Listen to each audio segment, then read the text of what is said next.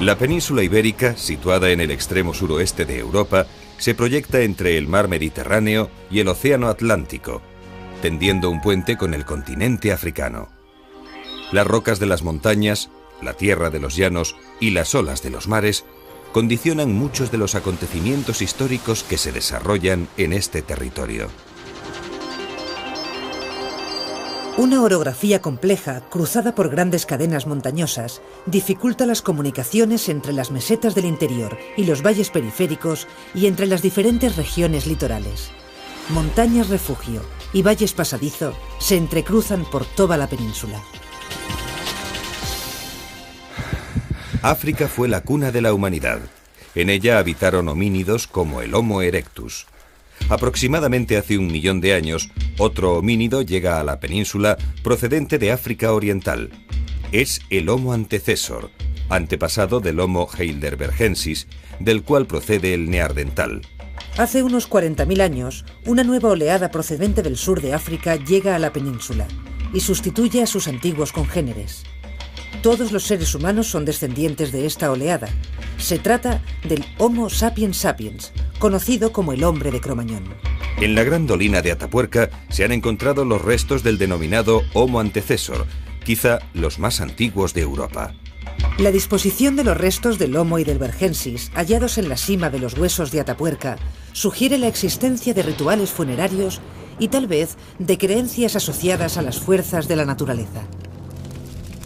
El prodigioso dominio del fuego da una considerable ventaja a este grupo de mamíferos sobre las demás especies. El fuego posiblemente sea de los descubrimientos más importantes que se han producido en la evolución humana.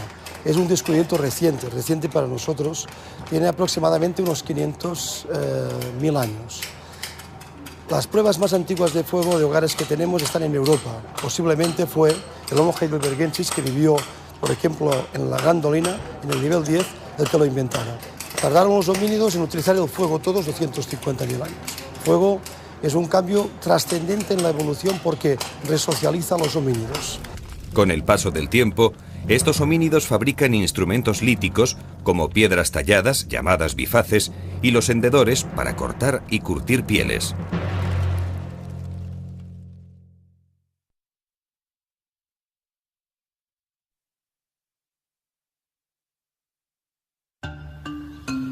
El sílex es uno de los materiales más determinantes de la prehistoria. Durante cientos de miles de años, los humanos construyen buena parte de sus herramientas con este material. La habilidad para obtener lascas de sílex permite fabricar herramientas cortantes, raspadores y hendedores.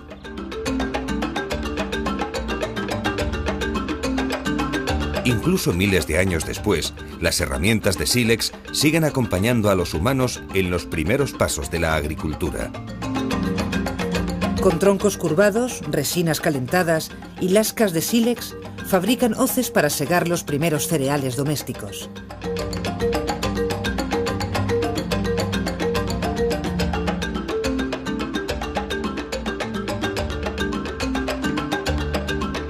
Con sílex cortan la carne de los animales y quitan las pieles, los nervios y los tendones, que les permiten fabricar ropa y todo tipo de instrumentos.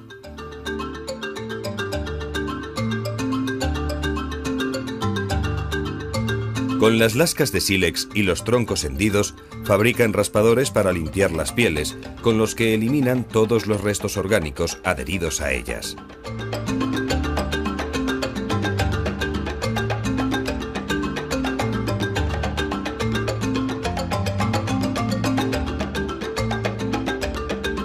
Gracias a este tipo de útiles se visten y alimentan.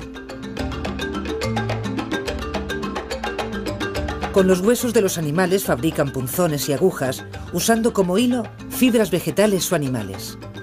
Las agujas les permiten coser pieles y así elaborar todo tipo de prendas de vestir o bolsas para transportar pequeños productos y objetos.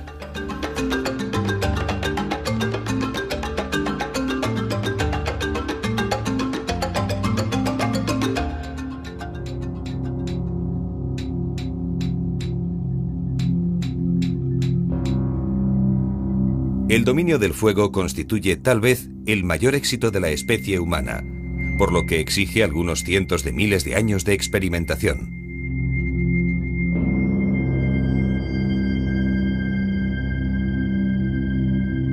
Aunque con el tiempo llega a ser algo muy fácil de obtener, ya sea mediante fricción o percusión. El fuego permite continuar teniendo luz cuando no hay luz natural. Permite utilizar el fuego para calentarse, permite utilizar el fuego como lugar de reunión, permite desarrollar el aprendizaje en las sociedades humanas. Por lo tanto, el fuego representa la adquisición más importante de la evolución. Antes, los primates, cuando llegaba la noche, somos primates visuales, no cazamos de noche, vivimos de día, pues se fragmentaba y se rompía esta cohesión que durante la caza, que durante la recolección se puede producir. Cuando se inventa el fuego, la luz natural continúa, lo que permite agrupar toda la comunidad a nivel generacional, abuelos, abuelas, tíos, padres, madres, crías, etcétera, en torno al fuego, lo que permite un intercambio de información a nivel de edad. Y eso hace que se aprendan nuevos conceptos, incluso que se perfeccione el lenguaje, pero el uso fundamental es que es una adquisición que resocializa, porque somos los únicos primates que somos capaces de producirlo.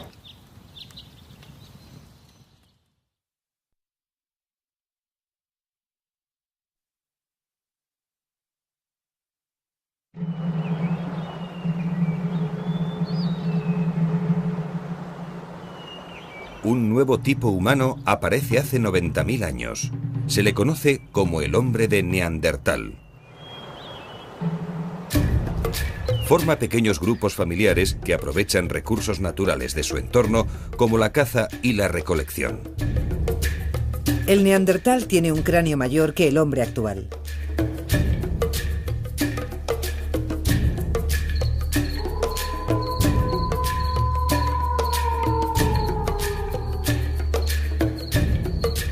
En función de la estación del año y la presencia de animales de caza, aprovechan grandes cuevas y pequeñas construcciones vegetales para dormir y cocinar. Utiliza hachas de piedra bastante perfeccionadas y talla huesos y cuernos. El neandertal desciende del Homo heidelbergensis, que a su vez procede del Homo antecessor, especie hallada en Atapuerca. Hace tan solo 40.000 años, un nuevo grupo llega a la península ibérica, el Cromañón, que convive un cierto tiempo con el neandertal y luego acaba por sustituirlo.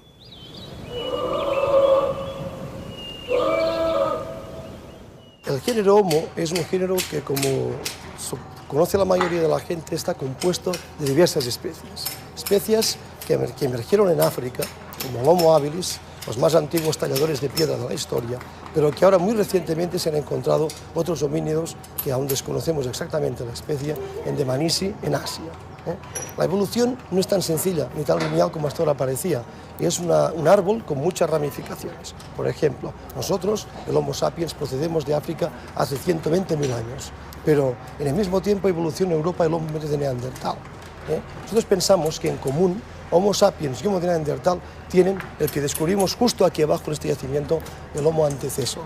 Entre el Homo antecessor y el Neandertal está el Homo heidelbergensis. Y en Asia vivía el Homo erectus. Por lo tanto, es un gran árbol con un tronco muy grande, con muchas ramas, de las que solo una rama ha llegado hasta ahora. Esta rama somos nosotros. El aumento de la capacidad craneal ha acompañado la evolución de la especie humana. Sin embargo, en esta comparación, se puede observar cómo la capacidad craneal del Cromañón es mayor que la del Erectus, aunque inferior a la del Neandertal.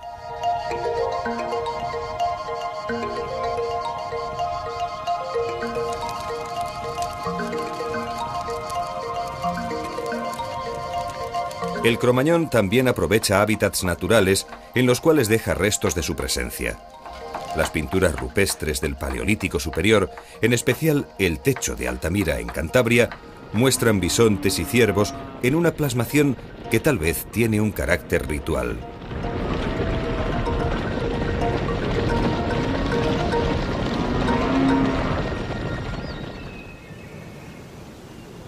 Para dibujar el perfil de una mano, soplan un canuto lleno de tinte sobre la mano apoyada en la roca.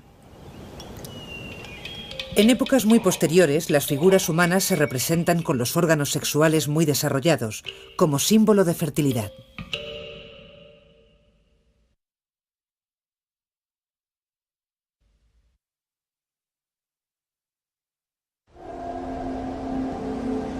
Hace unos 10.000 años, en algunas regiones de la Tierra, se inicia la domesticación de animales y el cultivo de plantas. Esta revolución agrícola llega a la península ibérica desde Oriente Medio. Sin duda, constituye uno de los acontecimientos más decisivos de la historia, y es el elemento que caracteriza un nuevo periodo histórico, el Neolítico. Durante este periodo, las comunidades humanas producen más alimentos, se convierten en sedentarias y su organización social se vuelve más compleja.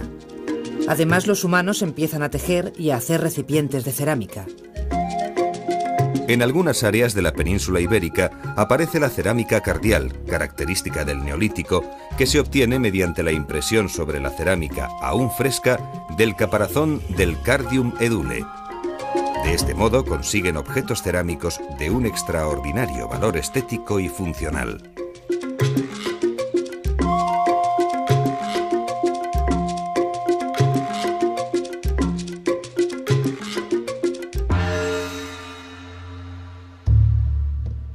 En la península ibérica, los hombres de fines del Neolítico construyen sus primeros monumentos funerarios, yuxtaponiendo enormes piedras.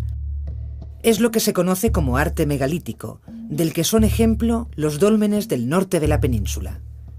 Más tarde, ya en la Edad de los Metales, se construyen las taulas, los talayots y las navetas de las Baleares. Una de las más famosas es la naveta das Tudons, en la isla de Menorca.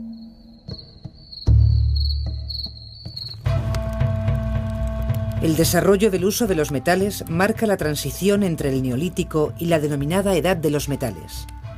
Quizás en el asentamiento de los Millares se desarrolla la primera metalurgia de la península, hacia el año 2400 a.C. En el litoral marítimo andaluz florece una industria metalúrgica. El uso de los metales marca el fin del período neolítico y el inicio de la Edad de los Metales, que se subdivide en Edad del Cobre, Edad del Bronce y Edad del Hierro. El primer metal que se utiliza es el cobre. Con él se hacen puñales, punzones, agujas, brazaletes, sortijas y estatuillas. En la Edad del Bronce, este sustituye al cobre en la elaboración de armas y herramientas. Además, se desarrolla el uso de oro y plata para la elaboración de adornos. Por último, los fenicios introducen el uso del hierro en la península.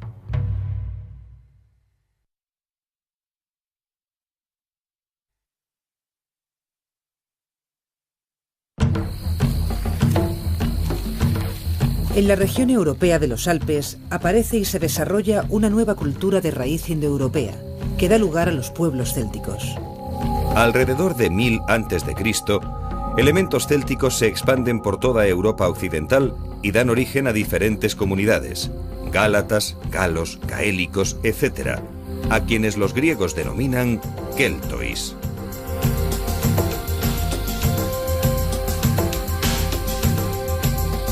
Su área de expansión cultural incluye el norte de la península ibérica, en especial las montañas galaico-astur-leonesas y los valles del Ebro y el Duero.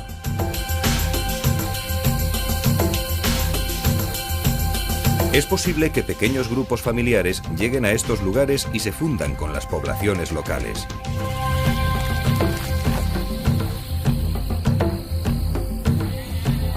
La forma de subsistencia fundamental de los pueblos celtas es la ganadería. Alrededor del 600 a.C. entran en la Edad del Hierro, al generalizarse el uso de instrumentos fabricados con este metal. Los celtas siguen un ritual para incinerar a sus muertos. Como elemento purificador, el fuego facilita el tránsito a la otra vida.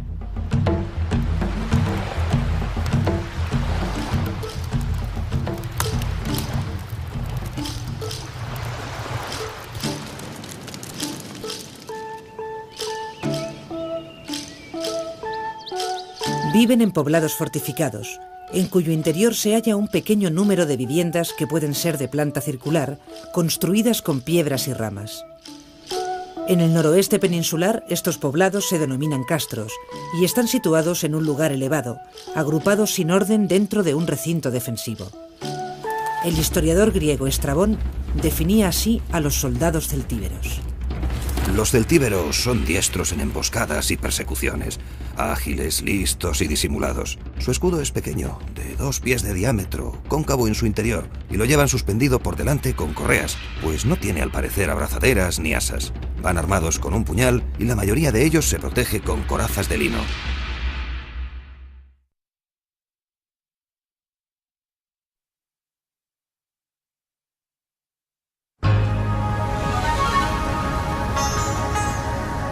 Los fenicios habitaban las costas del Mediterráneo oriental. Era un pueblo de comerciantes que buscaba nuevos mercados y materias primas a lo largo de toda la cuenca mediterránea.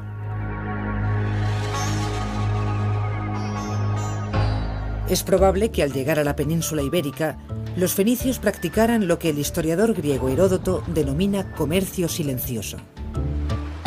Desembarcan en una bahía resguardada o en algún puerto natural próximo a un poblado indígena.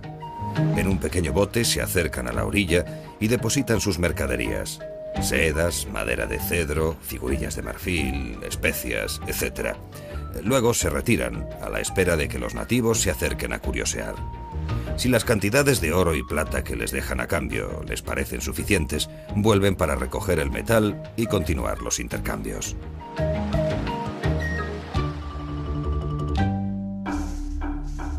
Las visitas esporádicas se convierten en largas estancias. En el próspero litoral andaluz aparecen establecimientos fenicios como Gadir y Almuñécar. Es posible que el contacto con aquel pueblo del Mediterráneo oriental comporte cambios en las condiciones de vida de los habitantes de las costas de Europa occidental, sobre todo para determinadas élites locales.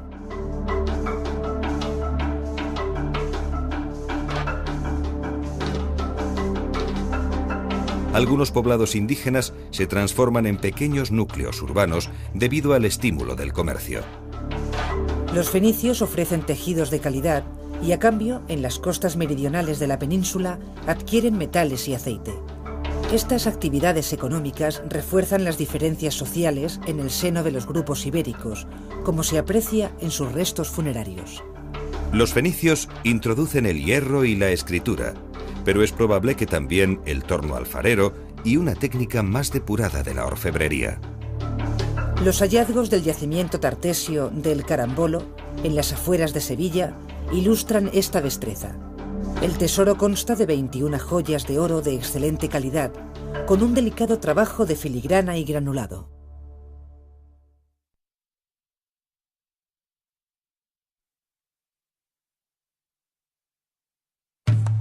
Fruto de los contactos con fenicios y griegos, desde la desembocadura del Ródano hasta más allá de Gibraltar, se desarrolla otro conjunto de culturas del hierro a las que se denomina íberas. Estos grupos íberos ocupan las regiones litorales y los valles de los ríos Guadalquivir y el Ebro. Del nombre de este último deriva el apelativo íbero. El denominador común de las culturas íberas es su origen no indoeuropeo, aunque con frecuencia ambos grupos acaban por fusionarse, en especial al norte del sistema ibérico. En general, los íberos viven en poblados fortificados situados en algún lugar elevado.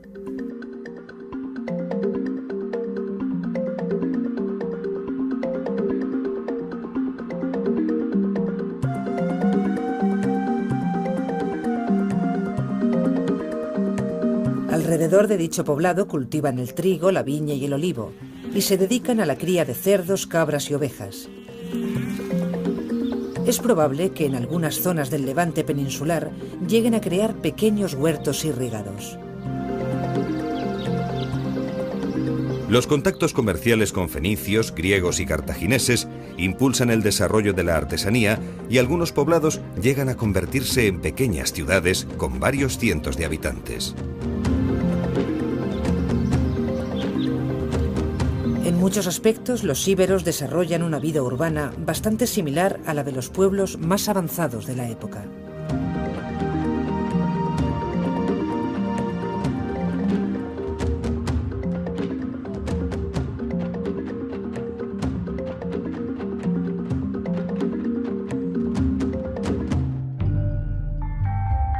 Testigos de su arte y refinamiento son los prodigiosos bustos funerarios, las damas de Elche, de Baza, del Cerro de los Santos y tantas otras.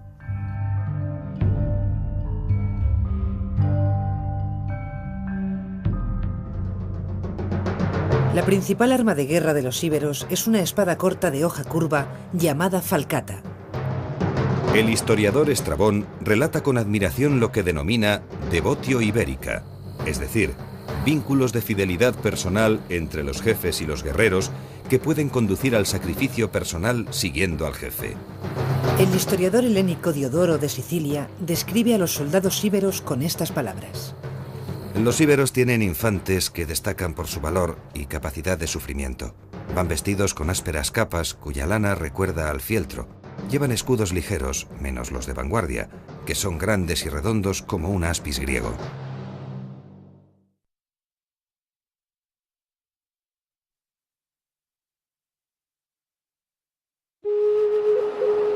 Tartesos es la región de la desembocadura del Guadalquivir que actúa como intermediaria entre los fenicios y los metales ibéricos. Para la fabricación del bronce, aleación de cobre y estaño, Tartesos desempeña un papel fundamental. Por una parte produce cobre en la zona de Río Tinto y por la otra está situado en la vía marítima que permite acceder al estaño del norte de Europa. En la época ibérica, esta región se denomina Turdetania. Los turdetanos son famosos por sus lanas, con las que elaboran tejidos de excelente calidad.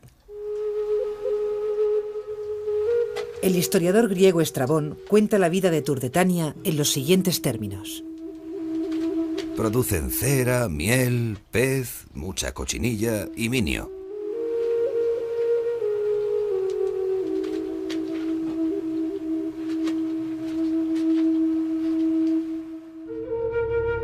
Construyen allí mismo sus navíos con madera del país.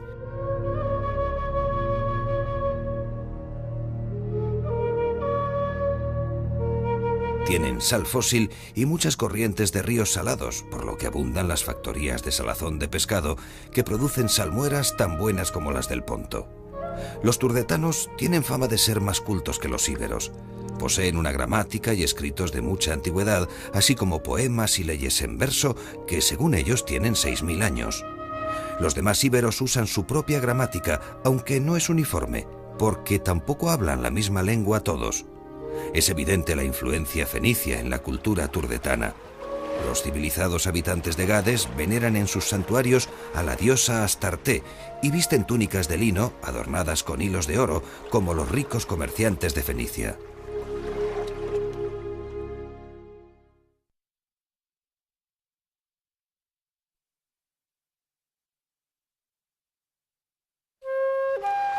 La colonización griega de la península ibérica empieza un poco más tarde que la fenicia.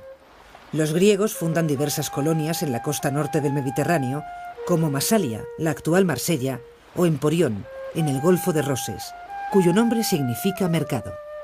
La actual Marsella es una de las principales ciudades griegas del occidente europeo y a partir de ahí los griegos masaliotas van a proceder a fundar diversas pequeñas ciudades para tejer una red de relaciones comerciales. Una de esas ciudades va a ser Ampurias, que significa en griego mercado, que va a ser en principio la ciudad más occidental del mundo griego en todos sus referentes culturales. Ampurias se funda aproximadamente a principios del siglo VI antes de nuestra era. El origen de la ciudad de Ampurias se encuentra en una antigua isla en la actualidad unida a la costa. El primer asentamiento griego en las costas del Ampurdán se realiza en el islote o tómbolo de San Martín de Ampurias. Ahí se sitúan, según la tradición, según las fuentes y parece ser según las últimas evidencias arqueológicas, los primeros asentamientos griegos. Tiempo después fundan una ciudad nueva en tierra firme. Dicha ciudad sigue los cánones de la arquitectura helenística, con calles rectas que se cruzan en ángulo recto. En el centro de la ciudad se encuentra el ágora, la plaza principal.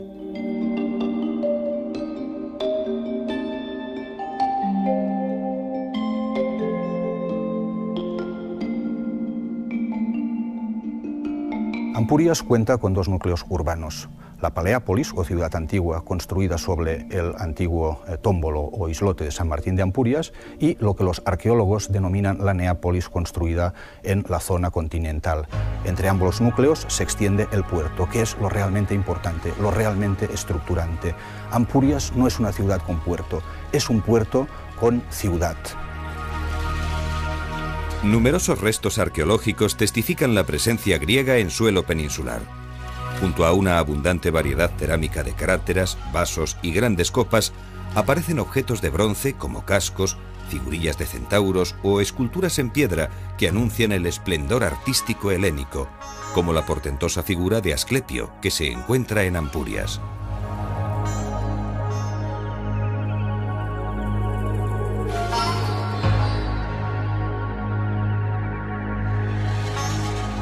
También de esa ciudad son célebres las acuñaciones de moneda de plata, símbolo de la riqueza y prestigio de esta colonia.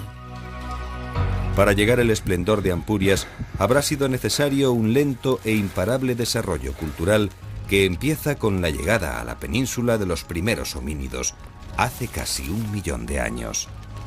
Desde entonces, un entramado de pueblos célticos y de sociedades íberas, en contacto con fenicios y griegos, desarrollarán culturas y ciudades que perduran hasta nuestros días.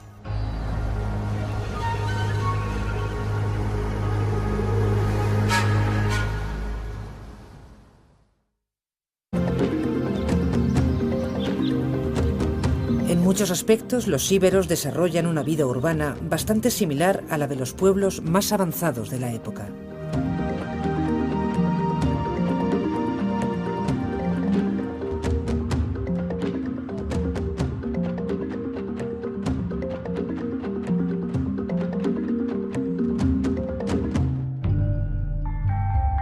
Testigos de su arte y refinamiento son los prodigiosos bustos funerarios, las damas de Elche, de Baza, del Cerro de los Santos y tantas otras.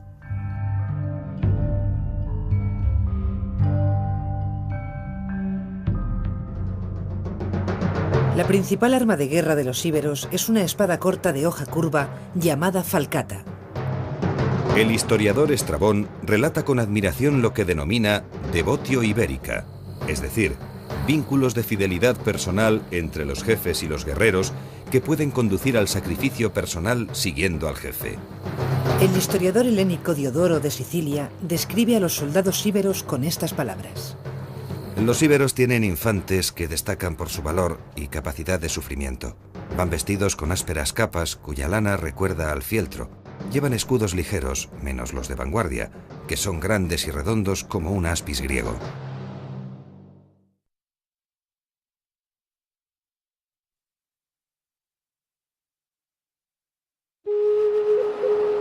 Tartesos es la región de la desembocadura del Guadalquivir que actúa como intermediaria entre los fenicios y los metales ibéricos. Para la fabricación del bronce, aleación de cobre y estaño, Tartesos desempeña un papel fundamental. Por una parte produce cobre en la zona de Río Tinto y por la otra está situado en la vía marítima que permite acceder al estaño del norte de Europa. En la época ibérica, esta región se denomina Turdetania. Los turdetanos son famosos por sus lanas, con las que elaboran tejidos de excelente calidad. El historiador griego Estrabón cuenta la vida de Turdetania en los siguientes términos. Producen cera, miel, pez, mucha cochinilla y minio.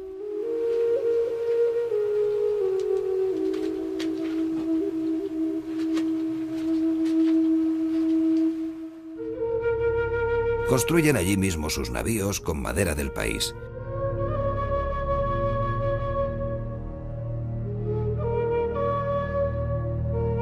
Tienen sal fósil y muchas corrientes de ríos salados, por lo que abundan las factorías de salazón de pescado que producen salmueras tan buenas como las del Ponto. Los turdetanos tienen fama de ser esta destreza. El tesoro consta de 21 joyas de oro de excelente calidad, con un delicado trabajo de filigrana y granulado.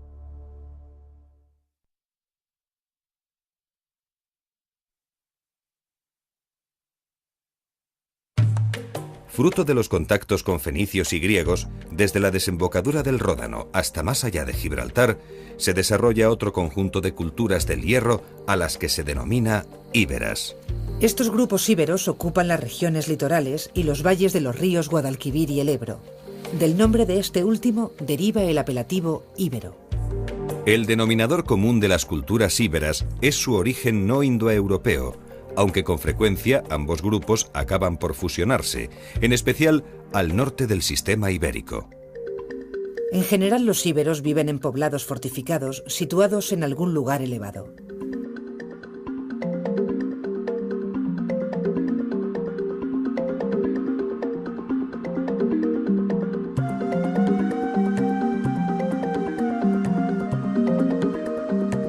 Alrededor de dicho poblado cultivan el trigo, la viña y el olivo, y se dedican a la cría de cerdos, cabras y ovejas. Es probable que en algunas zonas del Levante peninsular lleguen a crear pequeños huertos irrigados. Los contactos comerciales con fenicios, griegos y cartagineses impulsan el desarrollo de la artesanía y algunos poblados llegan a convertirse en pequeñas ciudades con varios cientos de habitantes. En muchos aspectos, los íberos desarrollan una vida urbana bastante similar a la de los pueblos más avanzados de la época.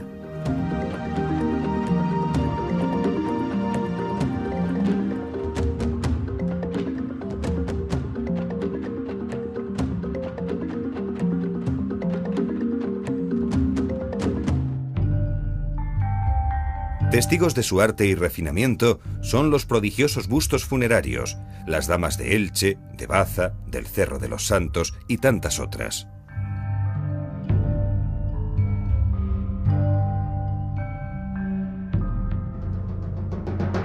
La principal arma de guerra de los íberos es una espada corta de hoja curva llamada falcata. El historiador Estrabón relata con admiración lo que denomina devotio ibérica, es decir, vínculos de fidelidad personal entre los jefes y los guerreros que pueden conducir al sacrificio personal siguiendo al jefe. El historiador helénico Diodoro de Sicilia describe a los soldados íberos con estas palabras. Los íberos tienen infantes que destacan por su valor y capacidad de sufrimiento. Van vestidos con ásperas capas cuya lana recuerda hasta más allá de Gibraltar. Se desarrolla otro conjunto de culturas del hierro a las que se denomina íberas. Estos grupos íberos ocupan las regiones litorales y los valles de los ríos Guadalquivir y el Ebro. Del nombre de este último deriva el apelativo íbero. El denominador común de las culturas íberas es su origen no indoeuropeo, aunque con frecuencia ambos grupos acaban por fusionarse, en especial al norte del sistema ibérico. En general, los íberos viven en poblados fortificados situados en algún lugar elevado.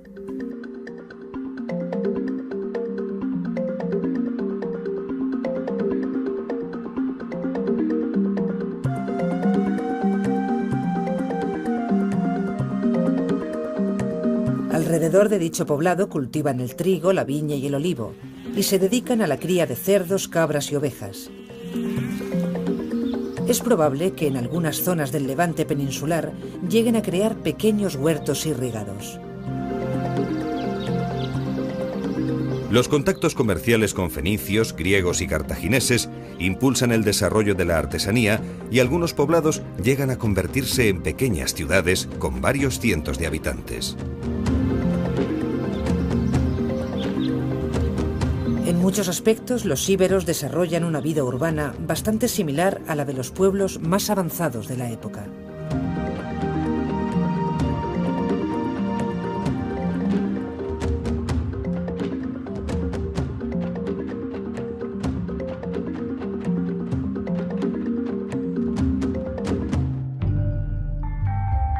Testigos de su arte y refinamiento son los prodigiosos bustos funerarios, las damas de Elche, de Baza, del Cerro de los Santos y tantas otras.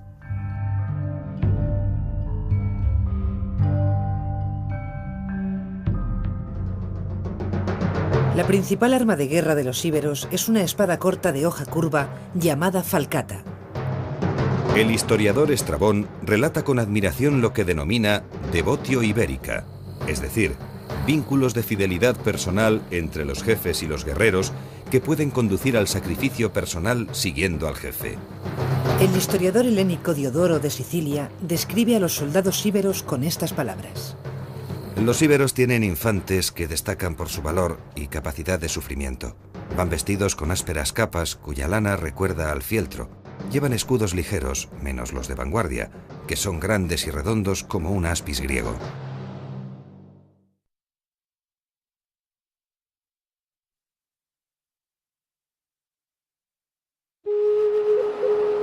Tartesos es la región de la desembocadura del Guadalquivir que actúa como intermediaria entre los fenicios.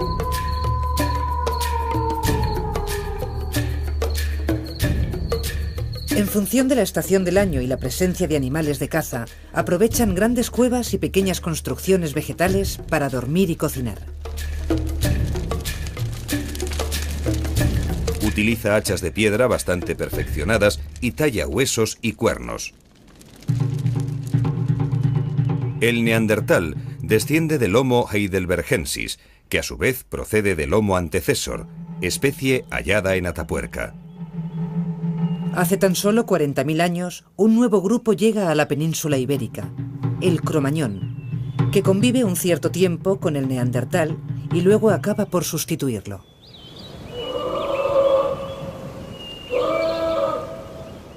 El género Homo es un género que, como conoce la mayoría de la gente, está compuesto de diversas especies. Especies que emergieron en África, como el Homo habilis, los más antiguos talladores de piedra de la historia, pero que ahora muy recientemente se han encontrado otros homínidos que aún desconocemos exactamente la especie, en Dmanisi, en Asia.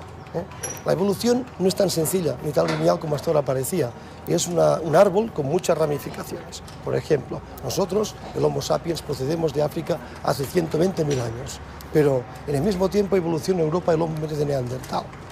Nosotros pensamos que en común Homo sapiens y Homo de Neandertal tienen el que descubrimos justo aquí abajo en este yacimiento, el Homo antecessor. Entre el Homo antecessor y el Neandertal está el Homo heidelbergensis. Y en Asia vivía el Homo erectus. Por lo tanto, es un gran árbol con un tronco muy grande, con muchas ramas, de las que solo una rama ha llegado hasta ahora. Esta rama somos nosotros. El aumento de la capacidad craneal ha acompañado la evolución de la especie humana. Sin embargo, en esta comparación, se puede observar cómo la capacidad craneal del Cromañón es mayor que la del Erectus, aunque inferior a la del Neandertal.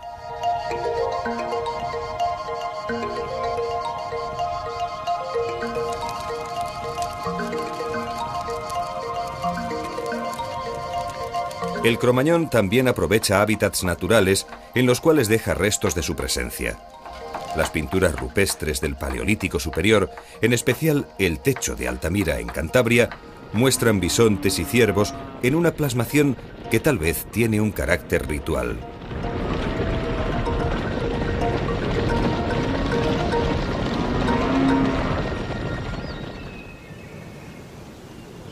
Para dibujar el perfil de una mano, soplan un canuto lleno de tinte sobre la mano apoyada en la roca. En épocas muy posteriores, las figuras humanas se representan con los órganos sexuales muy desarrollados, como símbolo de fertilidad. Homo sapiens y Homo de Neandertal tienen el que descubrimos justo aquí abajo en este yacimiento, el Homo antecessor. Entre el Homo antecessor y el Neandertal está el Homo heidelbergensis. Y en Asia vivía el Homo erectus. Por lo tanto, es un gran árbol con un tronco muy grande, con muchas ramas, de las que solo una rama ha llegado hasta ahora. Esta rama somos nosotros. El aumento de la capacidad craneal ha acompañado la evolución de la especie humana. Sin embargo, en esta comparación, se puede observar cómo la capacidad craneal del Cromañón es mayor que la del Erectus, aunque inferior a la del Neandertal.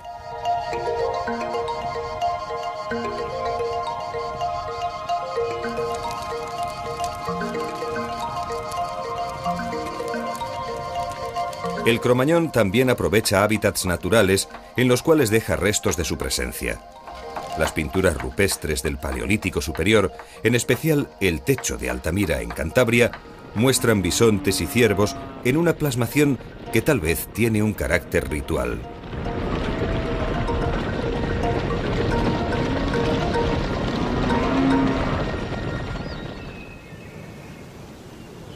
Para dibujar el perfil de una mano, soplan un canuto lleno de tinte sobre la mano apoyada en la roca. En épocas muy posteriores, las figuras humanas se representan con los órganos sexuales muy desarrollados, como símbolo de fertilidad.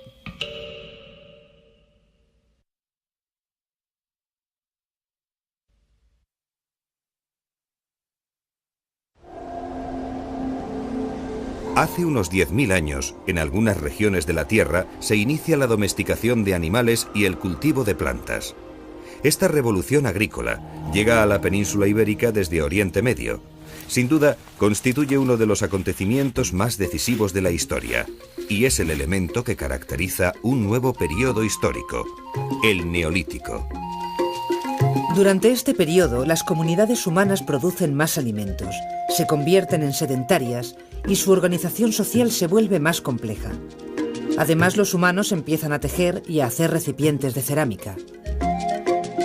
En algunas áreas de la península ibérica aparece la cerámica cardial, característica del Neolítico, que se obtiene mediante la impresión sobre la cerámica aún fresca del caparazón del Cardium edule. De este modo consiguen objetos cerámicos de un extraordinario valor estético y funcional.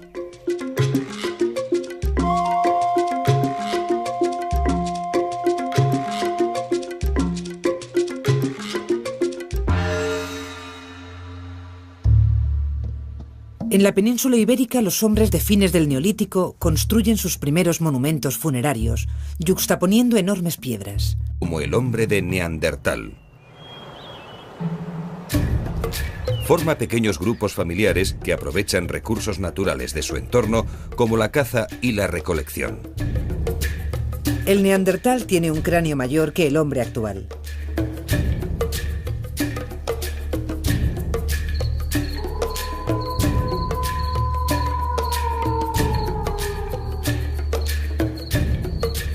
En función de la estación del año y la presencia de animales de caza, aprovechan grandes cuevas y pequeñas construcciones vegetales para dormir y cocinar. Utiliza hachas de piedra bastante perfeccionadas y talla huesos y cuernos. El Neandertal desciende del Homo heidelbergensis, que a su vez procede del Homo antecessor, especie hallada en Atapuerca. Hace tan solo 40.000 años, un nuevo grupo llega a la península ibérica, el Cromañón, que convive un cierto tiempo con el Neandertal y luego acaba por sustituirlo.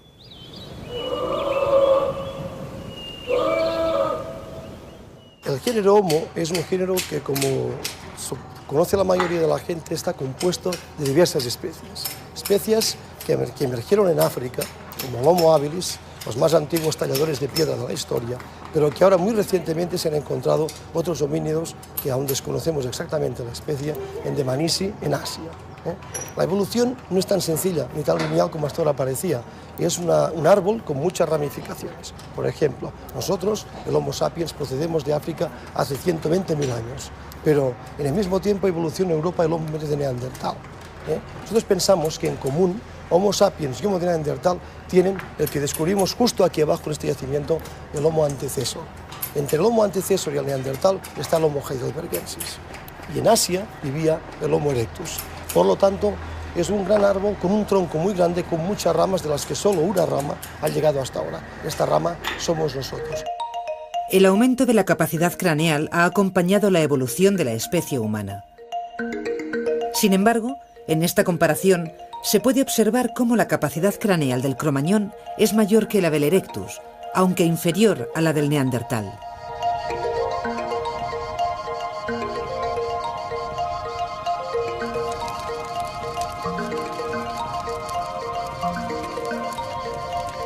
El Cromañón también aprovecha hábitats naturales en los cuales deja restos de su presencia.